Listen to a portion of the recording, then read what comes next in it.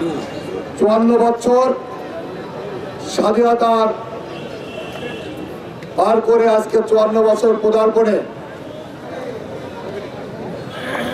আমরা মুক্তিযুদ্ধের স্মৃতিসৌধে দাঁড়িয়ে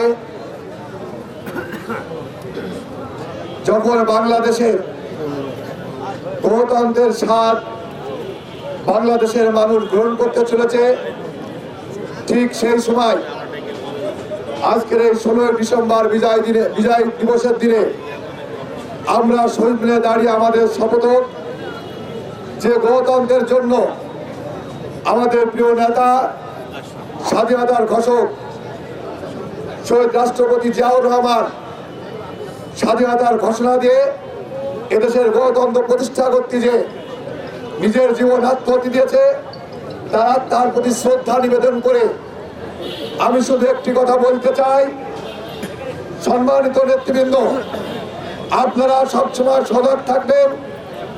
আজকে জাতীয় সংসদ নির্বাচনকে বানচাল করার জন্য বিভিন্ন রকম ষড়যন্ত্র হচ্ছে।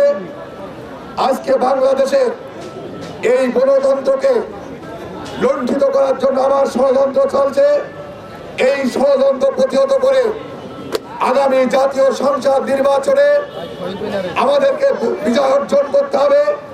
এই জন্য প্রত্যেকটা এলাকায় নিজ নিজ এলাকায় যার যার অবস্থান থেকে আপনাদের নির্বাচনী কর্মকাণ্ডে সক্রিয় হবেন। আগামী 12ই ফেব্রুয়ারি যে নির্বাচন, এই নির্বাচনে বাংলাদেশি জাতীয়তাবাদের সরকার, এদেশের গণমানুষের সরকার, আইনের শাসনের সরকার, আগামী দেশের স্বাধীনতা সর্বোচ্চ রক্ষাত্মক সরকার, সেই সরকার হবে বাংলাদেশ জাতীয়তাবাদী দলের প্রতিনিধিদের নির্বাচিত সরকার।